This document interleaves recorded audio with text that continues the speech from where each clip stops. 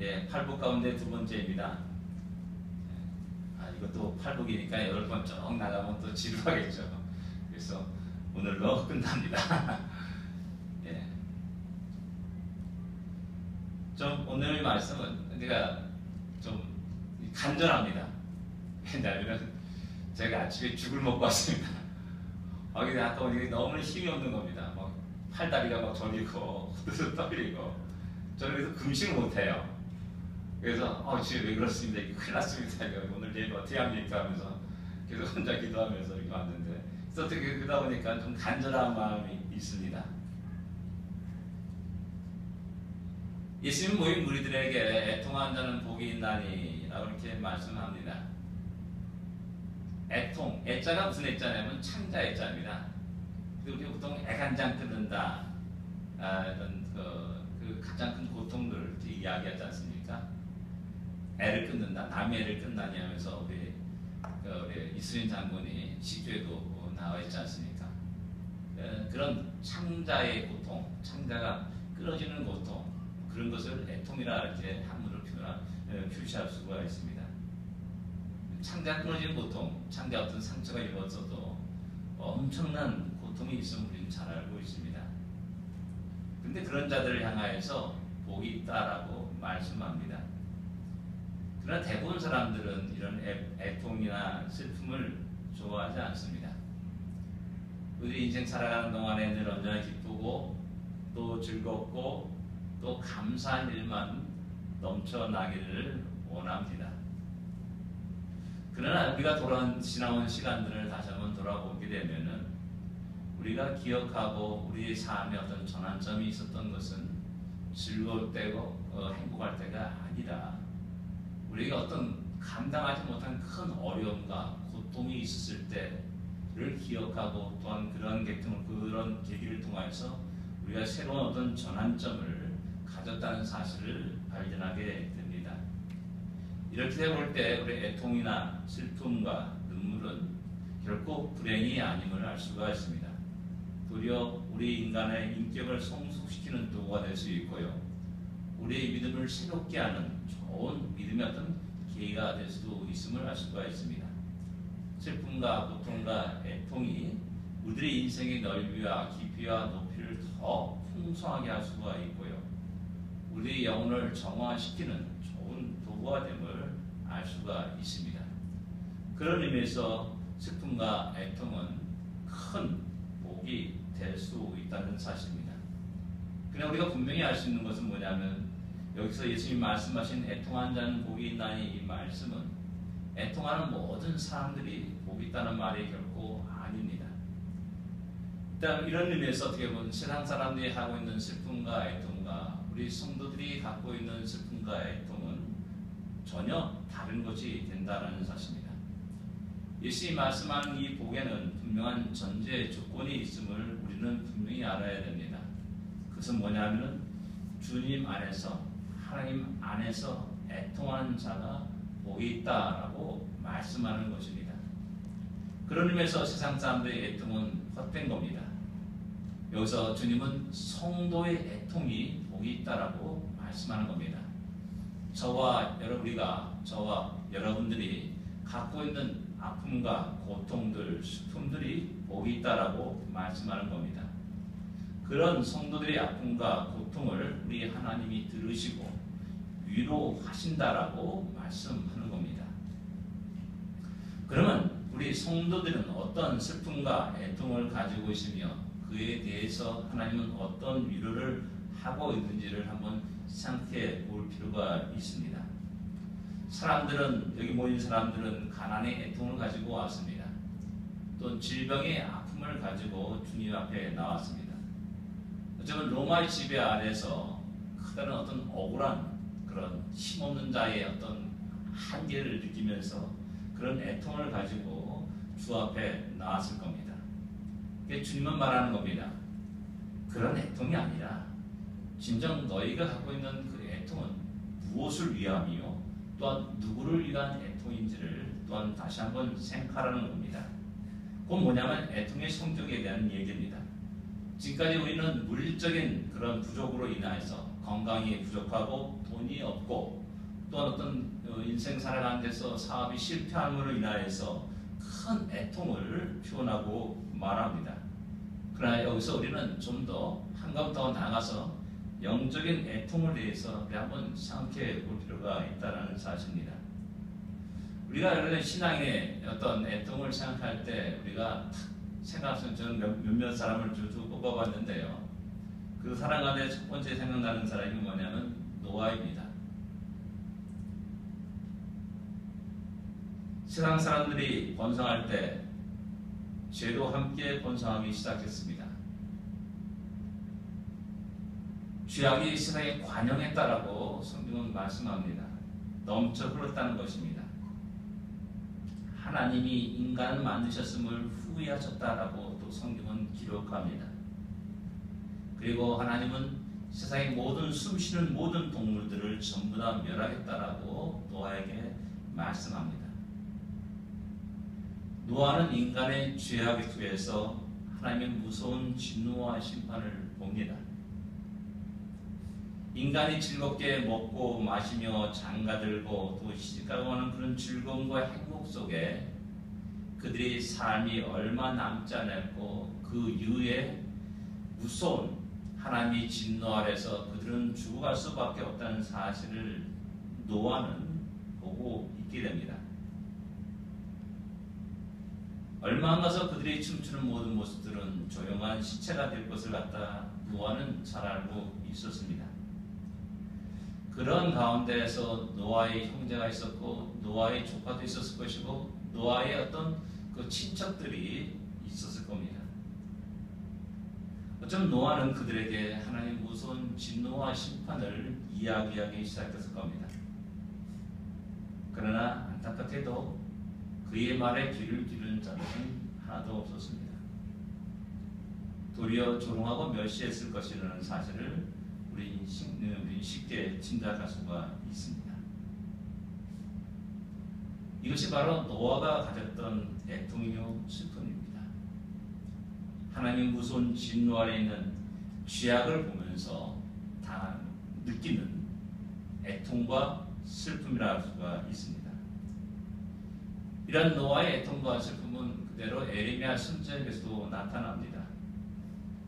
하나님이 심판을 외쳐도 사람들은 눈물을 흘리며 회개하지 않습니다. 결국 그들은 멸망을 당하고 죽임을 당하고 포로로 잡히고 또한 백성들은 뿔뿔이 흩어지게 됩니다. 수많은 사람들의 신음소리와 비명소리가 예레미야의 귓전에 들리게 됩니다. 더욱 아픈 것은 뭐냐면 그들 모두가 하나님이 택한 백성이요 하나님께 영광을 돌려야 될 자들인데 도리어 그들이 죄악의 모습으로 말미암아 하나님께 영광을 돌리지 못하고 도리어 하나님의 이름이 조롱을 받고 멸시를 받는 그런 일들도 나타나고 있다는 것입니다. 노아나 에레미야나 동일하게 그 죄악을 향한 슬픔이 있고요. 자기 사랑한 자들이 그것을 깨닫지 못하고 그 모든 하나님의 진노와 또한 분노를 심판을 견뎌야 되고 당해야 되는 그런 아픔이 그들에게 있는 것입니다. 예수를 믿는 사람들이란다면 예수를 고백하는 사람이란다면 또한 교회를 나오고 신앙생활 한다는 사람이란다면 이런 노아와 에레미야 같은 애통을 가져야 됩니다. 이 세상에 흘러가는 모든 것들이 우리 눈에 보기는 정상적인 것 같습니까? 전혀 그렇지 않음을 우리는 스스로 잘 알고 있고 말하고 있습니다. 그럼에도 불구하고 우리는 그대로 방치해두고 있고 무관심하게 두고 있고 또한 우리가 어쩔지 못한다는 그런 한계 속에서 그대로 놔두는 그런 삶을 살아갈 때가 많이 있다는 것입니다. 노아와 에레미야가 가진 애통은 바로 자기 사랑하는 자들을 향한 애통입니다. 자기 사랑하는 조국과 민족을 향한 애통입니다. 또 하나님이 거룩한 교회를 향한 애통입니다. 하나님의 영광에 대한 애통이라 말할 수가 있습니다. 진정 우리 모두는 이런 애통을 가지고 다시 한번 이 시대를 바라봐야 되고 이 문화와 이 일어나는 모든 현상들을 다시 한번 볼 수 있어야 됩니다. 이렇게 애통한 자들을 향하여서 하나님은 크게 위로하신다고 했는데 노아와 예레미야에게 행하신 위로가 무엇이겠습니까? 특별히 예레미야는 하나님께서 그들을 다시 70년 후에 돌아오게 하겠다라고 말씀하는 것입니다. 여전히 하나님의 사랑하는 백성임을 갖다가 다시 확인할 수가 있었습니다. 노아 그에게는 말합니다. 생육하고 번성하라 그리고 땅에 충만하라라고 하나님은 말씀합니다. 그 말씀이 무슨 말입니까? 내가 너를 통해서 다시 하나님 나의 일을 다시 시작하리라라고 말씀한 것이 아니겠습니까? 극소수의 사람이 살아남았습니다. 에게 요거밖에 안 돼. 그러나 하나님은 그에게 새롭게 그 역사를 세상을 열 것을 명령하고 있고 또한 말씀하고 있다라는 사실입니다. 하나님 우리가 이 땅에 살아가면서 존재하는 우리 한국교회 또한 이 땅에 우리 시온 장로교 또한 우리 각각 개인의 모든 모습들이 그래야 됩니다. 이 지구상에 있는 이런 사랑하는 모든 사회 현상을 보면서 역사의 흐름들을 보면서 애통합니까? 안타깝게 생각합니까? 슬퍼합니까? 그럴 때 하나님의 크신 위로가 우리 안에 넘칠 것입니다. 그리고 그 위로를 통해서 다시 한번 우리는 믿음의 결단하고 다시 일어나 다시 믿음의 발걸음을 내딛게 됩니다. 두 번째 사람으로 생각하면 에스라의 애통을 볼 수가 있습니다. 에스라는 바벨론 포로에서 돌아온 사람입니다. 에스라 9장 3절을 읽어보면은 내가 이 일을 듣고 속옷과 겉을 찢고 머리털과 수염을 뜯으며 기가 막혀 앉으니라는 기록이 나옵니다. 돌아보니까는 이스라엘 백성들이 이방인과 결혼하는 겁니다. 하나님 율법이 결국 시행되지 못하는 그런 현상들을 보게 됩니다. 그리고 너무나 크게 좌절하고 낙심하여서 그냥 털컥 주저앉은 겁니다. 그리고 자기 옷을 찢고 숨을 뜯으면서 하나님께 나가는 겁니다. 여전히 자기 백성이 죄악 가운데 있는 모습을 확인했기 때문에 나타나는 현상이 그 슬픔이라 할 수가 있습니다. 더 나아가서 제사장과 레위인들이 더 열심히 그 하나님의 계명을 떠나서 또한 이방인들과 결혼하는 그런 장면을 보면서 나타나는 그런 슬픔과 고통이요 애통이라 할 수가 있습니다. 우리 모두 우리 주위에서 말하지 않습니까? 어느 목사 어느 장로 이야기하면서 우리 비난의 화살을 막 쏟아보고 있지 않습니까? 큰 교회의 어떤 비리와 그런 것들을 보면서 우리는 또한 이야기하고 있습니다. 그러나 우리 크리스찬들은 우리 성도들은 세상 사람들의 비난의 그런 화살에 함께 동조해서는 이럴 거 안 됩니다. 진정 우리가 하는 것은 슬퍼하고 애통하며 기도해야 되는 사실을 우리는 기억해야 됩니다. 에스라는 이스라엘 백성들이 정신을 차리지 못하는 그런 모습을 보면서 슬퍼했습니다. 하나님이 그들에게 진노하였고 큰 심판을 내렸습니다. 그 결과 그들은 같은 고생을 하였습니다. 수많은 사람들이 죽어갔습니다.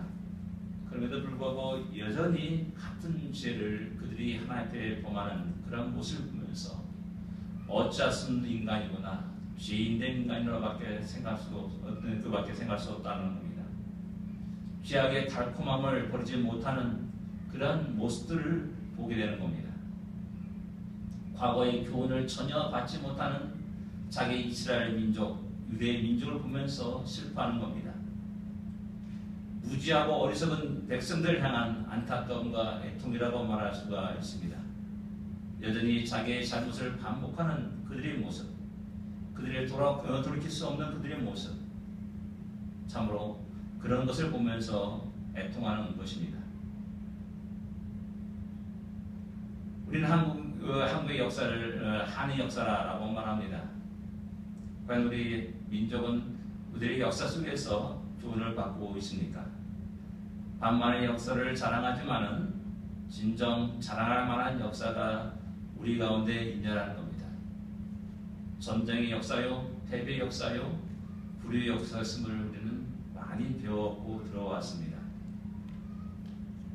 고려시대가 그랬고 또 조선시대가 수많은 외침으로 인해서 수많은 사람들이 죽어갔다는 사실을 우리는 잘 알고 있습니다. 근세에 들어와서 결국 일본이라는 나라를 빼앗기는 그런 일도 일어났음을 우리는 잘 알고 있습니다. 그러나 하나님께서 우리 민족을 사랑하시사 복음이 우리 민족 가운데 들어오게 되었습니다. 그리고 또한 교회가 세워지게 되었고 놀라운 부흥이 일어나게 되었습니다. 잠깐의 부흥과 또한 경제적인 어떤 부유함 그런 것들이 우리 모든 모습에서 다시 옛 생활로 복귀하려는 그런 어리석음을 우리는 보여주고 있다는 사실입니다. 전통을 찾자는 미명 아래 온갖 우상들을 다시 세우는 어리석은 모습들을 볼 수가 있습니다. 전통을 찾자는 미명 아래 또한 무당 굿하는 것이 문화재로 등록되어서 버젓이 또한 지원을 받고 살아가는 것들도 주위에서 볼 수가 있습니다. 언제부터인지 마을 입구에 있는 장승, 천하지 대장군, 여장군 그런 장승들이 이제 하나하나 마을마다 세워지는 그런 현상들이 우리 주위에서 일어나고 있음을 알 수가 있습니다.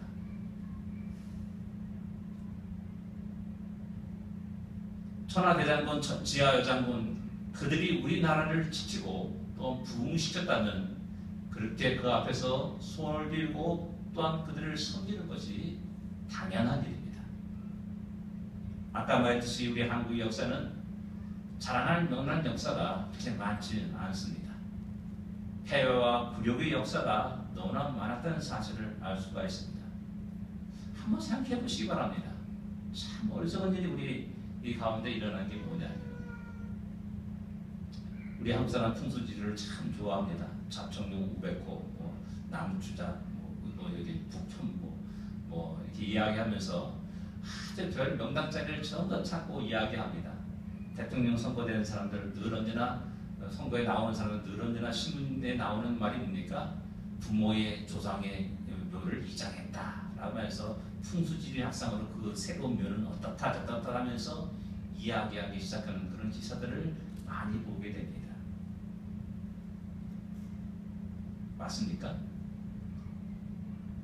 그렇게 그것을 좋아하는 민족이란다면 세계 최고의 민족이 되었습니다.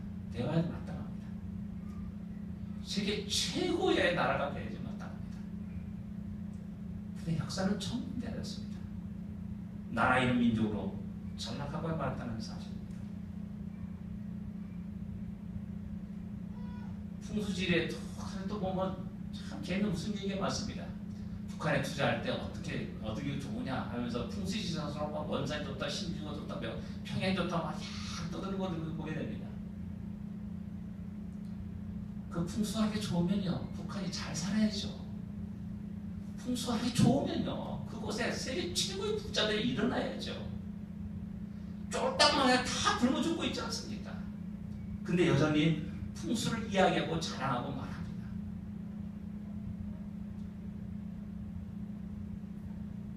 그리고 옛 생활로 복귀하는 그런 어리석은 모습들을 보게 됩니다.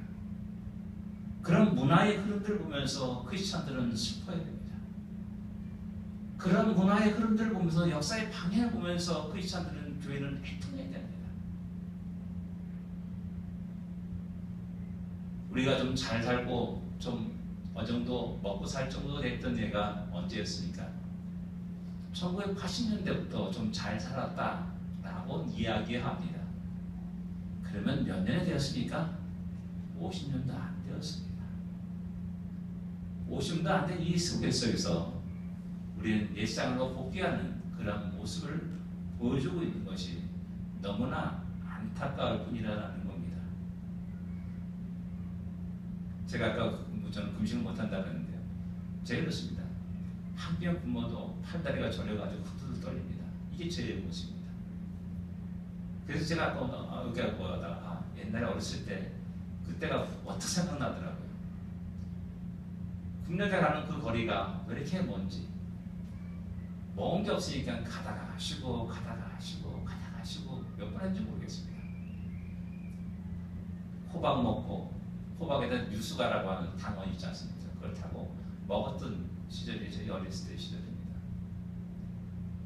박도 먹은 기억이 납니다. 박. 저는 커다란 흥부가 박을 타가지고 보물을 댔는데 그 박도 박속도 먹었죠. 최근에 와서 보니까 그것이 다 건강식품이라고 하더라고요.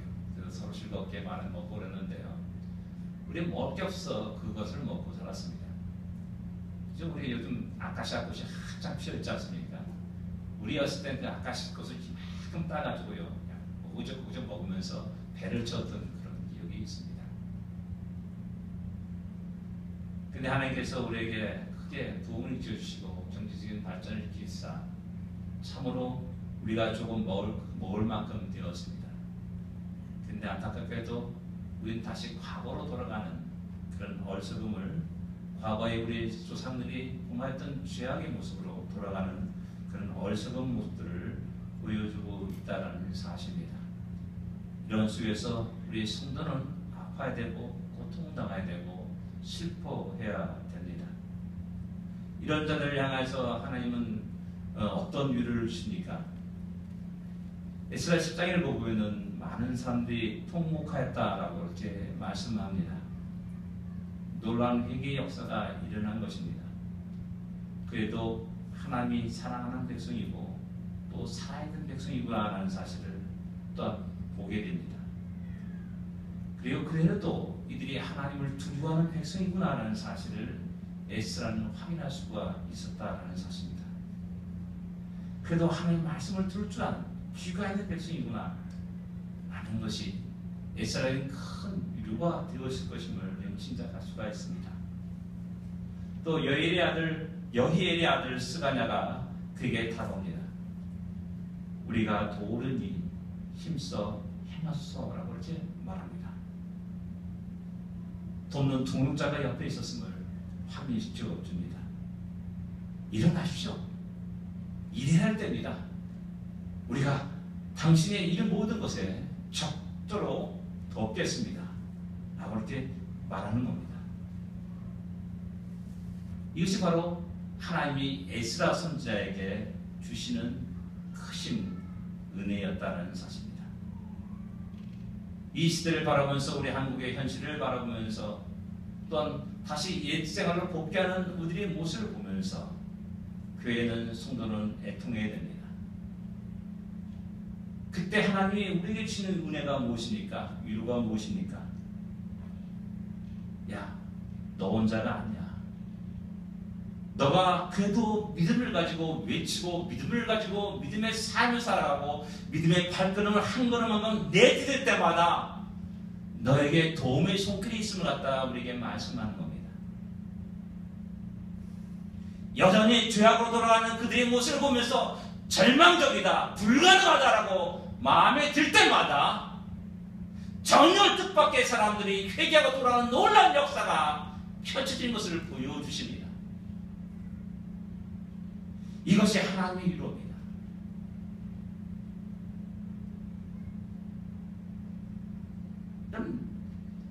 우리 자신만을 봐도 그렇지 않습니까? 우리 각자가 얼마나 고집이 센 사람들입니까? 최 씨 고집이 세다 그러는데요. 안 씨와 강 씨에게는 아무 그냥 명함도 못 내린다고 그러더라고요. 마찬가지로 공 씨도 고집이 굉장히 셉니다. 그런데요, 제가 예수 믿은 겁니다. 근데 여러분들이 예수 믿고 이 앞에 나와서 함께 하나님의 영광을 찬양하는 노래하는 겁니다. 이것이 그냥 평범한 일이겠습니까? 놀라운 기적 역사가 있는 겁니다. 하나님의 역사가 있는 겁니다. 나를 향해서 얼마나 많은 사람이 기도했겠습니까? 나를 향해서 얼마나 많은 사람이 복음을 전했겠습니까? 그때 꼼짝도 안 했어요. 그런데요, 어느 순간에 제가 눈을 뜨게 되고 어느 순간에 키가 열리게 되고 어느 순간에 마음을 열게 되고 그 속에서 주님을 영접하게 되는 겁니다. 이런 놀라운 구원의 역사가 그런 애통하는 자들에게 있는 겁니다. 그리고 증거가 되는 겁니다. 하나님 함께 하시는구나, 하나님 역사하시는구나, 하나님이 일하고 계시는구나, 하나님 영광을 받으시는구나, 나는 사실을 다시 확인하게 된다는 사실입니다. 그리고 다시 일어납니다. 교회와 성도의 사명을 십자가를 짊어지고 그것을 감당하는 자들이 되는 겁니다. 하나님 위로가 넘쳐야 됩니다. 세 번째로 우리는 초대교회 성도들의 모습을 우리는 볼 수가 있습니다. 예수를 믿고 살아간다는 것 때문에 죽음을 당하게 됩니다. 예수를 믿는다는 것 때문에 추방을 당합니다. 예수를 믿는다는 것 때문에 어떤 사람은 평생의 지하 무덤만 카타콤에서 자기의 생을 마감하는 경우도 있음을 알 수가 있습니다. 그들이 고통을 받는 게 뭡니까? 그들이 그렇게 불이익을 당하는 것이 뭡니까? 그들이 억을 받는 이유가 뭡니까? 딱 한 가지밖에 없습니다. 예수를 믿는다는 것, 그거 하나, 그것이 전부였습니다. 수많은 사람의 조롱과 멸시를 그들은 받았습니다. 가족과 헤어져야 되는 아픔도 그들은 경험하게 되었습니다. 자기 눈앞에 자기 아들이 죽어가는 그런 모습도 볼 수밖에 없었습니다. 가장 슬픈, 가장 비참한 인생을 살아갈 수밖에 없었던 것이 초대교회 성도들의 모습입니다. 계시록 6장 9절과 10절에 그 사실을 잘 나타내고 있습니다.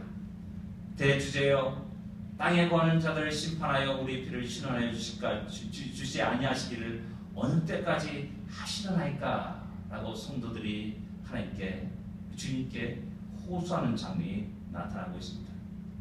이 호소는 바로 초대교회 성도들의 호소요, 초대교회 성도들의 애통이요, 슬픔이요, 고통이었습니다. 통곡이었습니다. 예수 믿는다는 것 때문에 세상에 온갖 멸시와 조롱을 당하고 온갖 위협을 당하고 생명을 드려야 되는, 바쳐야 되는 그런 일까지 일어나고 있다는 사실입니다. 우리는 예수 믿는다는 것 때문에 손해본 적이 있습니까? 예수 믿는다는 것 때문에 어려움을 당한 적이 있습니까? 예수 믿는다는 것 때문에 거짓을 말하지 못하고 진실을 말함으로 말미암아 커다란 핍박을 받은 적이 있습니까? 참 예수 믿는 사람들이 머리가 참 좋습니다. 하나님 주신 은인지 몰라도 참 또 이렇게 뭐 하는 일 모든 일 속에서 또 돈도 잘 벌고 그런 것을 보게 됩니다. 근데 예수 믿는다고 때 좀 손에 좀 뭔가 어떠냐? 나는 그런 사람들은 찾아보기가 힘들다는 겁니다. 예수 믿는다고 때 좀 억울하면 어떠냐? 라는 그런 생각을 가지고 신앙생활하는 사람들은 더더욱 찾아보기가 어렵다는 사실입니다. 그 때문에 어떻게든 손해 안 보려고 그러고 어떻게든 억울함을 당하지 않으려고 남들보다 세상 사람과 더 얍삽하게 또 힘있게 살아가려고 하는 그런 모습들을 우리는 주위에서 볼 수가 있다는 겁니다. 그런 사람들 향해서 세상 사람들은 야 너와 내가 뭐가 다른 거냐? 라고 이야기합니다. 전혀 다르지 않다는 겁니다. 나도 거짓말하는데 너도 거짓말하는구나 라고 이야기하고 또 조롱도 한다는 사실입니다. 그러나 초대교회 성도들은 그런 일을 그렇게 살지 않았음을 우리에게 이야기해 주고 있습니다. 제가 여러분들 언젠가 이렇게 말씀드렸던 예화가 있는데요. 6.25 전쟁 때 어떤 목사님이 포로가 되었습니다. 그 사람이 여보게 나 지금까지 한 번도 우리 가족들에게 작별 인사를 안 했는데 내가 작별 인사할 수 있도록 좀 작별 인사하고 올 테니까 좀 풀어달라고 그렇게 얘기했다는 거예요. 근데 이민군이 갔다 오시라고 또 풀었다는 겁니다. 그 사람이 그 목사님이 가가지고 여보 가족들 다 내놓고 내가 이번엔 당신들하고 다 작별하겠어 라고 작별하고 나서 다시 이민군 그로 들어가는 겁니다. 가족들이 다 말렸죠. 도망갑시다 하고 말했다는 겁니다. 근데 내가 하나님 앞에서 말했는데 어떻게 거짓말할 수가 있어 라면서 아주 고집스럽게 진짜 아주 고집스럽게 다시 이민군에 가가지고 결국 순교했다라는 그 얘기를 듣습니다. 그 얘기, 그 아들이 그 이야기를 하면서 이해할 수 없는 아버지였다 라고 이야기하는 겁니다. 그리고 나중에 지금은 조금 이해할 수 있습니다 라는 그런 말을 했다는 거예요. 예수 믿는 것 때문에 예수의 이름을 해는 것 때문에 예수의 이름으로 맹세한 것 때문에 그것을 지키려고 했던 사람들, 우리 신앙의 선배들의 모습이 초대교회 성도들에게 많이 나타난다는 사실입니다. 그들은 그런 속에서 많은 아픔과 고통과 슬픔들, 애통을 가지고 살아갔습니다. 이들을 향한 위로가, 하나님의 위로가 무엇이겠습니까? 고린도 15장에 잘 나타나고 있습니다. 사망아 너희 이기는 것이 어디 있느냐? 사망아 너희 쏘는 것이 어디 있느냐? 사망이 쏘는 것은 죄요 죄에 받는 율법이라. 우리 주 예수 그리스도로 말미암아 우리에게 이김을 주시는 하나님께 감사하니 그러므로 내 사랑하는 형제들아 경고하며 흔들지 말며 항상 주의 일에 힘쓰는 자들이 되라. 이는 너의 수고가 주 안에서 헛되지 않은 줄 아미로다. 이렇게 말씀하는 겁니다. 우리의 수고들, 우리의 눈물들, 우리의 아픔들, 우리의 애통들이 결코 헛되지 않습니다. 우리 하나님이 그것을 알아주시고 인정해 주십니다. 그리고 우리의 모든 삶이 이 땅에서 끝나는 것이 아니라 새로운 세계가 우리를 기다리고 있음을 인하여서 우리는 기뻐할 수 있고 감사할 수 있고 이런 부활의 신앙은 끝없이 이 땅을 살아가는 수많은 크리스찬들에게 큰 위로가 되었다는 사실입니다. 마지막으로는 아담의 통을 생각해 볼 수가 있습니다. 아담은 아들 가운데 한 아들의 이름을 아벨이라 짓습니다. 그 아벨이라는 뜻은 허무하다, 더럽다라는 의미를 가지고 있는 말입니다. 결코 긍정적인 이름이 아닙니다. 근데 여기서 우리는 한번 생각해 볼 필요가 있습니다. 아담은 왜 자기 아들의 이름을 지으면서 좋은 이름 놔두고 왜 이런 부정적인 이름을 사용하여 이름을 지었을까라는 것입니다. 아벨이라는 그 아들의 이름 속에서 우리는 아담의 슬픔과 고통들, 애통을 발견할 수가 있는 겁니다. 우리가 찾아볼 때 아담은 에덴의 행복을 경험한 자였습니다. 에덴 동산의 아름다움과 기쁨을 맛보았던 자였습니다.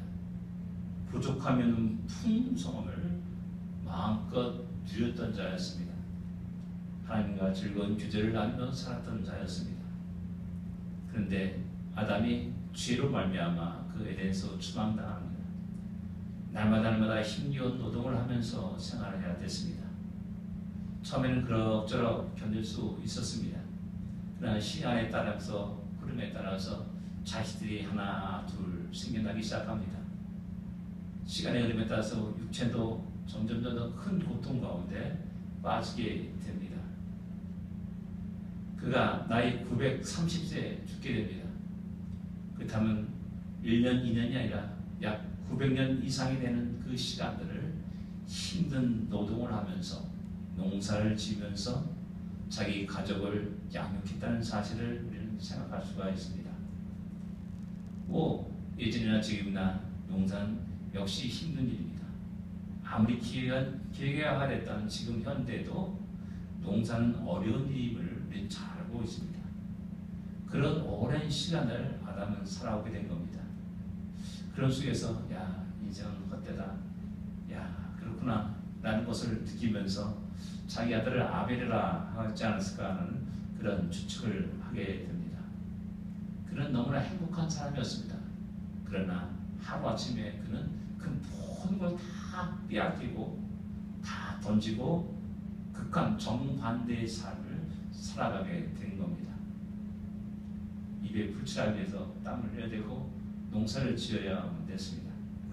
자식을 먹여 살리며 가정을 책임져야 했던 것이 아담이었습니다. 우리와 비슷하지 않습니까? 우리 남자들 비슷한 그런 입장 속에 있다라고 말할 수가 있습니다. 아담의 슬픔과 고통은 낙원을 상실한 그리고 세상에 쫓겨난 자의 애통이요 슬픔입니다. 에덴의 행복을 기억하고 맛본 자가 세상에 쓰디쓴 고생을 하면서 느끼는 애통입니다. 에덴의 아름다움을 본 자가 세상의 가시덤불과 싸워야 하는 그런 애통이요 슬픔입니다. 창조 하나님과 즐거운 교제를 잃어본 자의 슬픔이요 고통이라 할 수가 있습니다. 낙원을 떠나 이 세상에서 나그네 인생을 살아가는 모든 자들의 아픔과 고통과 슬픔이요 애통이라 할 수가 있습니다. 그런데 하나님은 이 아담에게도 큰 위로를 주셨다는 사실입니다. 아담 622세 때 에녹이 탄생합니다. 그리고 아담 897세에 에녹이 하나님의 부르심을 받고 떠납니다. 365년을 에녹은 이 땅에 삽니다. 그래서 성경은 그 에녹의 삶을 어떻게 말합니까? 하나님과 동행하여서 죽음을 보지 않고 옮겨졌다라고 에녹의 삶을 이야기하고 있습니다. 헛되다고 생각하는 아담에게 그 에녹의 삶은 너무나 큰 위로가 된 겁니다.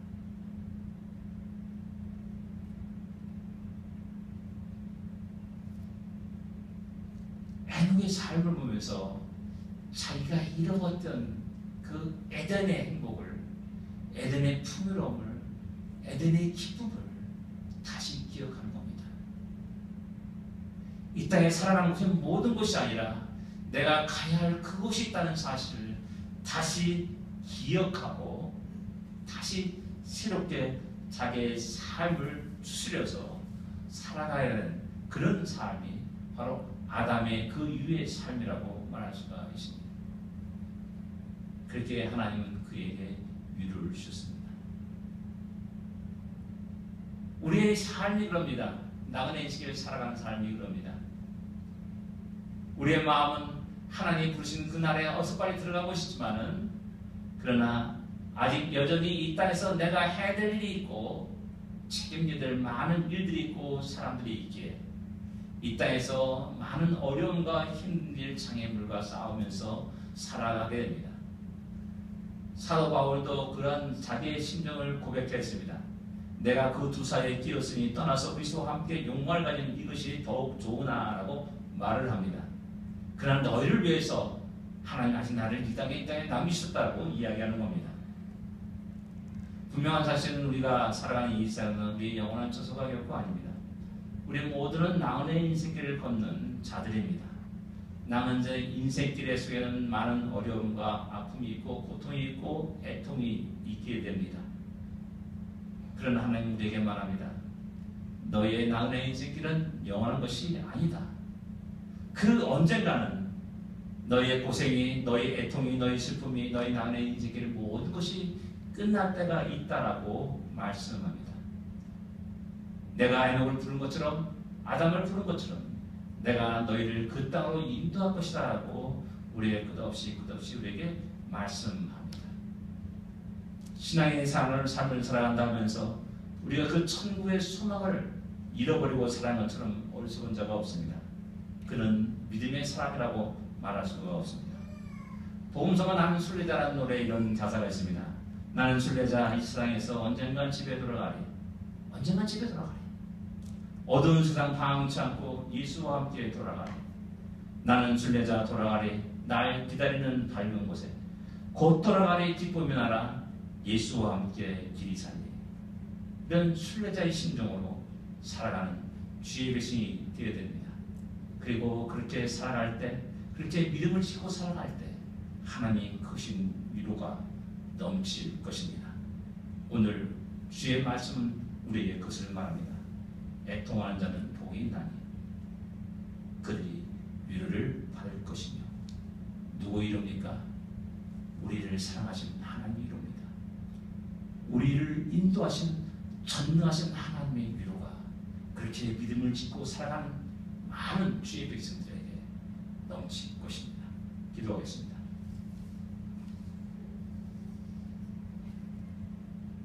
우리에게 애통이 있습니까? 그 애통의 성격은 어떤 성격입니까?